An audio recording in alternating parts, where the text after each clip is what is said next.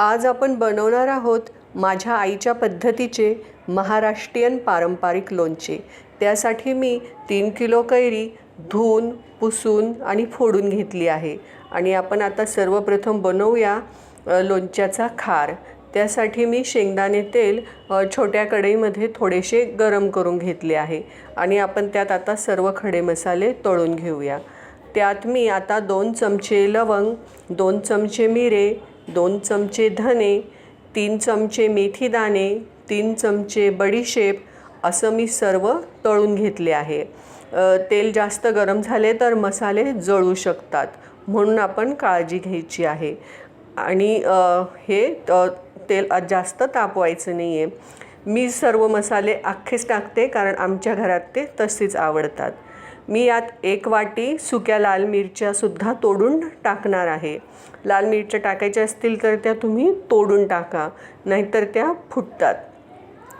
आणि शक्यतो त्या नवीन टाका, म्हणजे त्या लाल सुद्धा दिसतील आणि चवेला सुद्धा छान लागतील आणि मुरल्यानंतर त्या अतिशय चविष्ट लागतात।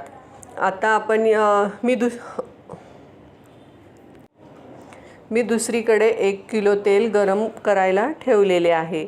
आता आपण या मसाल्यांमध्येच अर्धा चमचा हिंग टाकून घेऊया आणि याला आता थंड होऊ द्या। आता आपण डाळ तळून घ्यायची आहे। मी 3 किलो लोणच्यासाठी अर्धा किलो राईची डाळ घेतली आहे आणि राईची डाळ आता आपण तळून घेऊया। त्यासाठी आधी थोडेसे तेल टाकून पाहूया।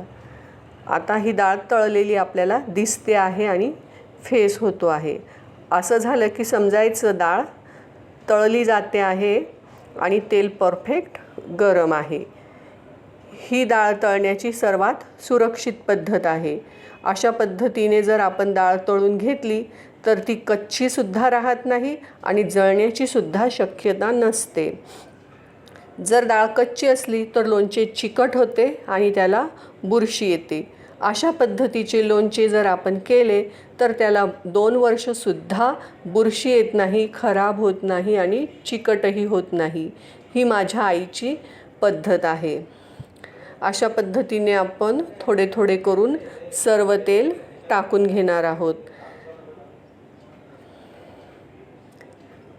अशा जेव्हा आपण हे तळतो तेव्हा लोणच्याचा खूप सुगंध येतो।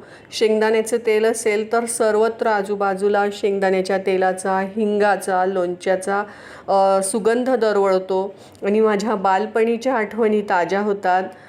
जेव्हा आमच्याकडे लहानपणी लोणचे बनायचे तेव्हा बाहेर बारीक पाऊस चालू असायचा। वडील कैऱ्या फोडून द्यायचे आणि आई लोणच्याची तयारी करत असायची अशा प्रकारे, आणि माझ्याकडे कैरीच्या फोडी पुसण्याचं काम असायचं आणि बाहेर मैत्रिणी खेळण्यासाठी बोलवत असायच्या। अशा सर्व आठवणी माझ्या ताज्या होतात। आता आपण हे सर्व चाळून घ्यायचं आहे आणि 15 मिनिटं आपण याला गार होऊ द्यायचं आहे। 15 मिनिटानंतर आपण यात अर्धा चमचा हळद, 1 वाटी लाल तिखट, 1 वाटी मीठ आपण टाकून घ्यायचं आहे। 15 मिनिटानंतर आपण यासाठी टाकायचं आहे की जास्त गरम तेलात लाल तिखट जळून जाते आणि लोणचे काळपट दिसते।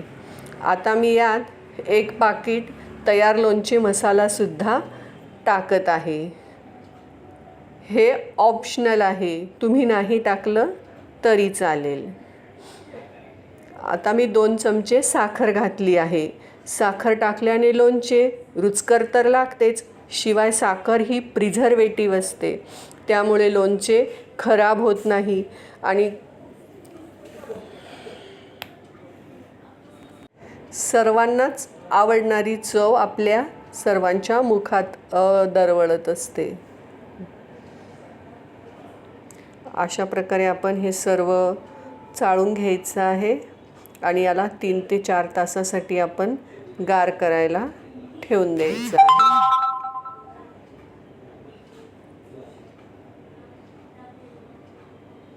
तर 3 ते 4 तासानंतर आपण तळून घेतलेले खडे मसाले हे एकत्र करून घेऊया आणि याला हळूहळू चाळून घ्यायचं आहे।